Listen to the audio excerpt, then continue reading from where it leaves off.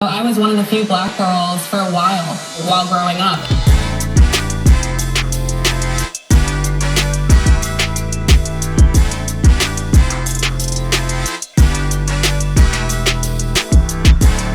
Hi, this is Nicole Glass, and welcome to Creating Your Own Reality podcast.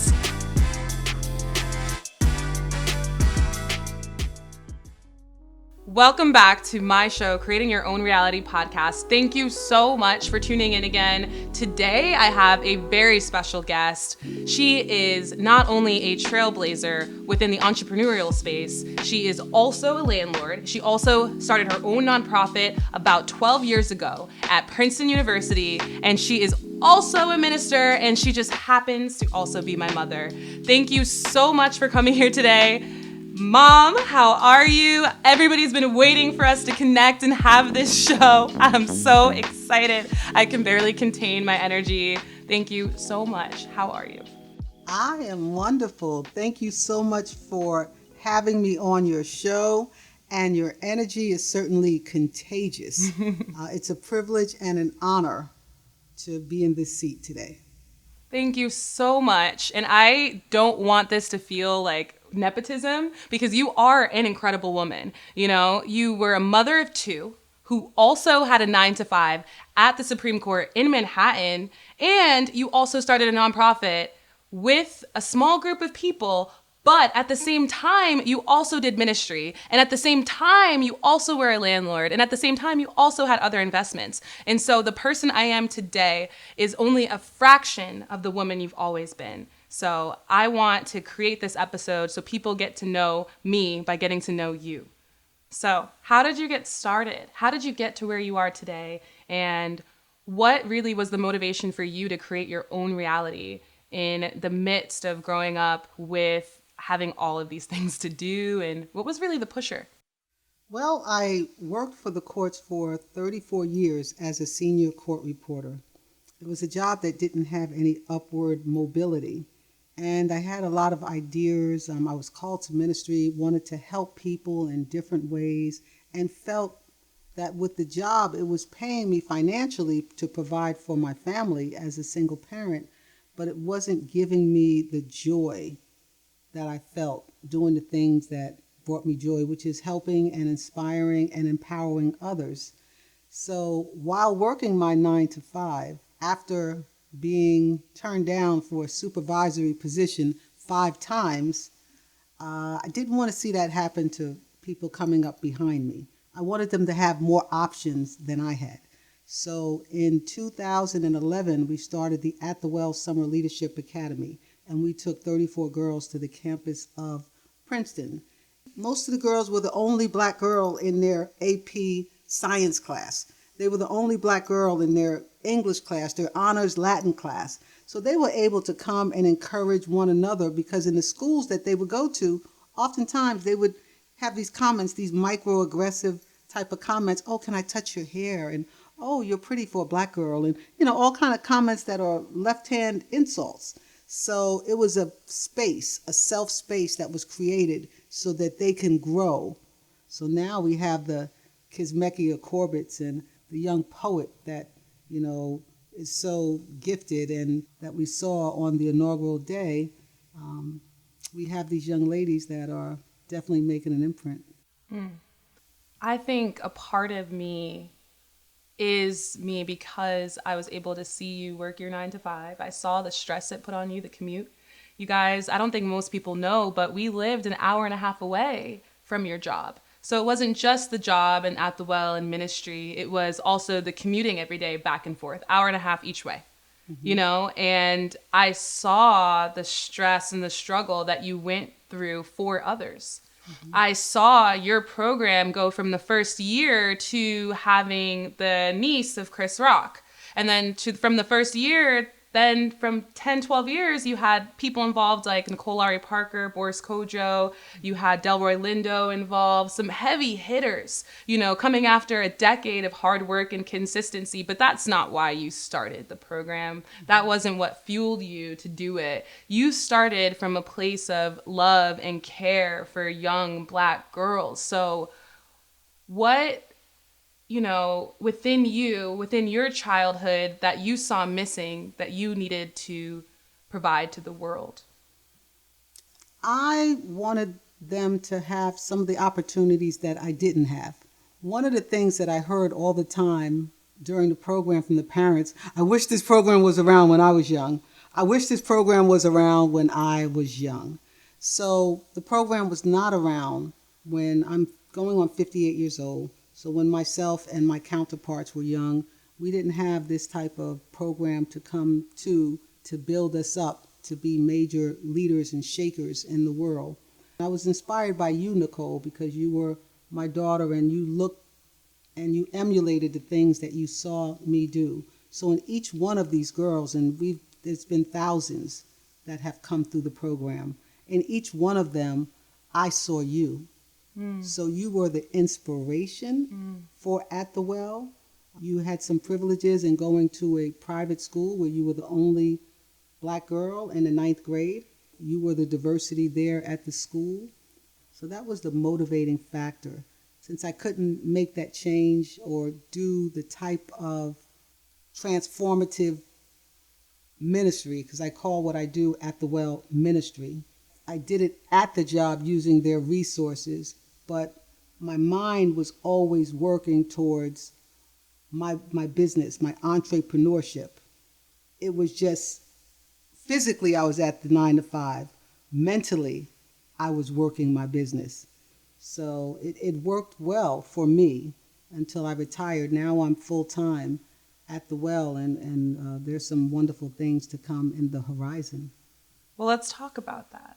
You are really in a transition phase. A lot, I know that when we started the At the Well program, when I was 14 years old, we never envisioned how massive it would be, because it is massive. You're running a program that's in the same circles as Black Girls Rock, people who have massive pocketbooks, and you're running it out of your pocketbook still to this day with no funding, with just as big of names, with your brand, with just as big as community support.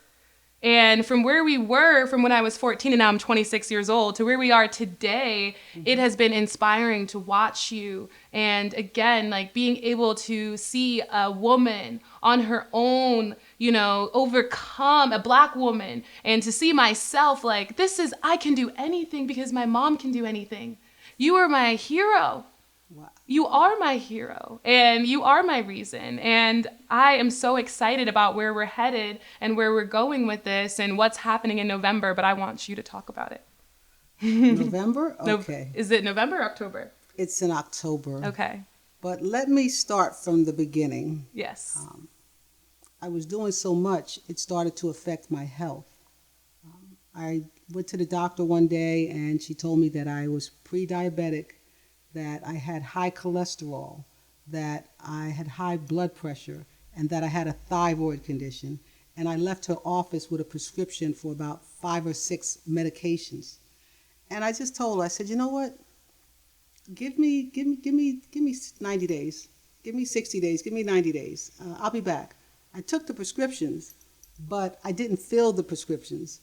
You were in high school at that time, and your school was close to a Whole Foods, and they had this program called the Wellness Program. You said, Ma, I think you should join this program. So I started a program with the Whole Foods, the Wellness Program, and I learned how to eat differently, more plant-based, the importance of water consumption. I learned that it was important for me to exercise. And I actually started working part-time. I think I might have taken a leave of absence for a little while. I said, you know what, let me focus on me for a minute. So I might have taken a 2-month leave or 3-month leave or part-time.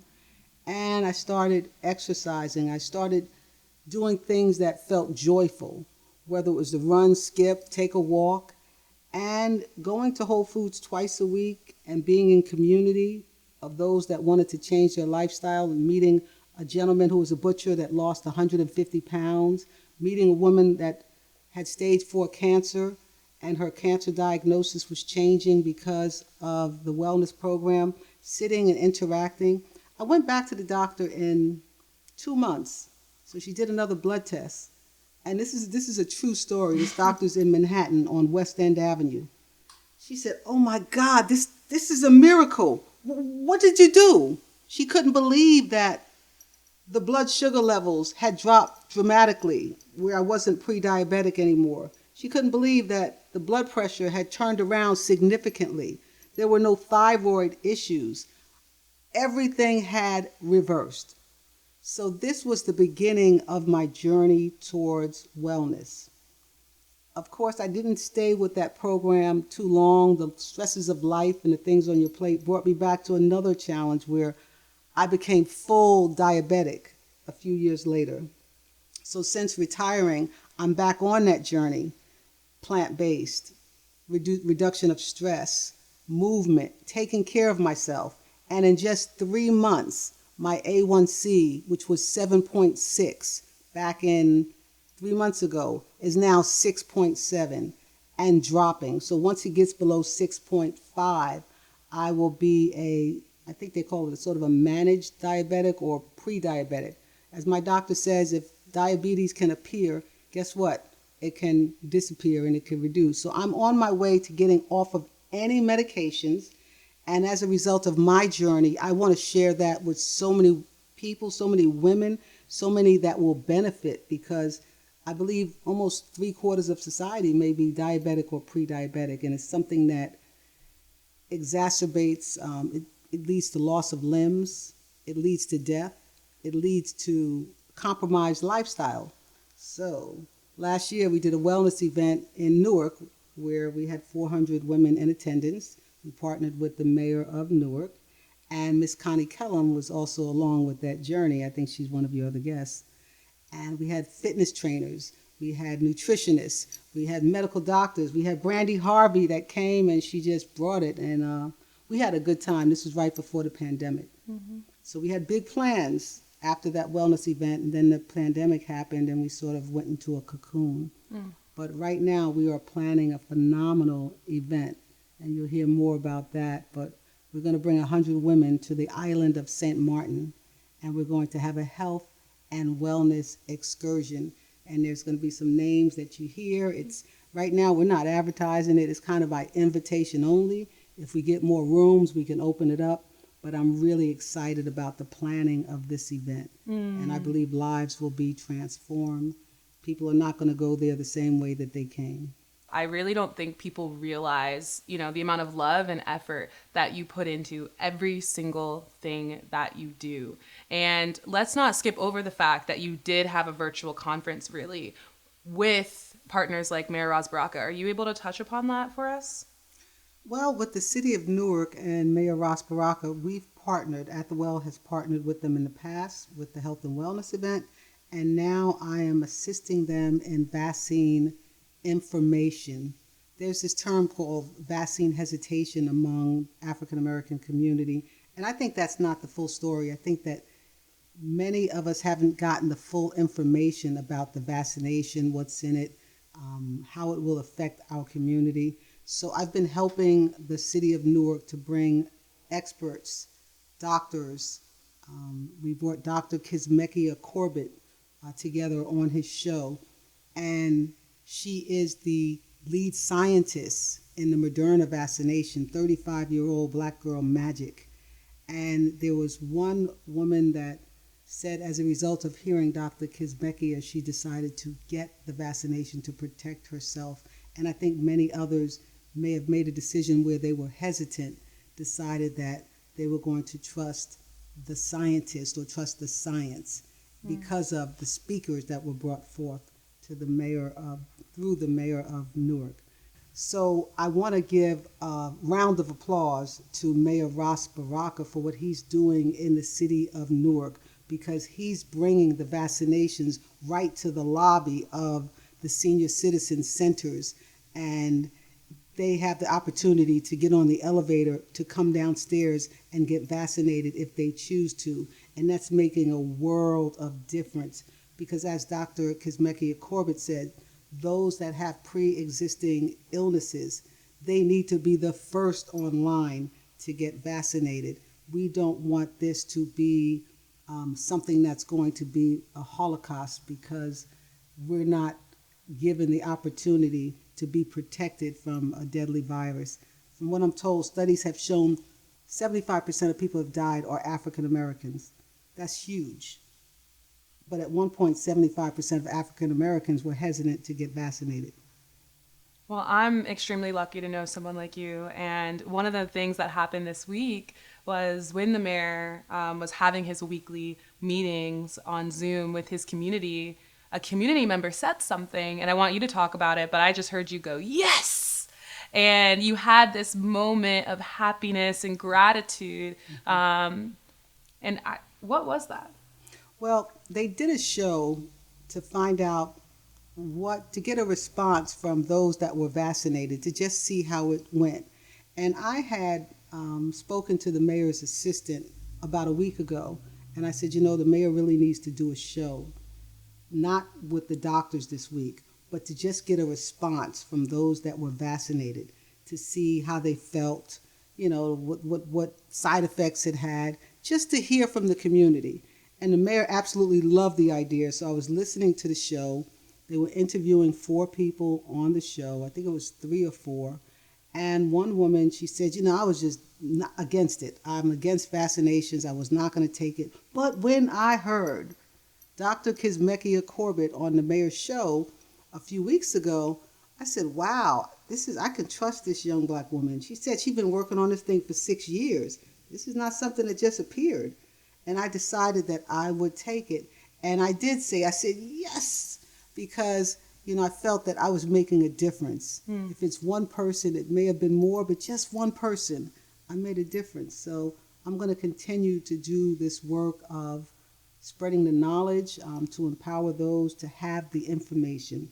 I'm a minister, and the Bible is clear. From lack of knowledge, my people shall perish. So I just want to advocate getting good information out there. Well, thank you, Mom, so much for coming and joining me on my podcast. I hope that people are able to get a full sense of who you are, because you are such a humble being. I don't think people really realize your power and the things that you've been able to overcome and do, and the blessing that you are in so many people's lives. But I do, and I want to take this episode to shine a light on the person that you are, because I love you and I believe in you, and I believe that this is only the beginning. Thank you for joining me here today. And guys, that is it. If you liked this episode, please subscribe, like, and comment if you feel like you can add to the conversation. This is not the last time I will be interviewing my mother, so I will need those questions in the comment section. Thank you so much for joining me, and have a great day.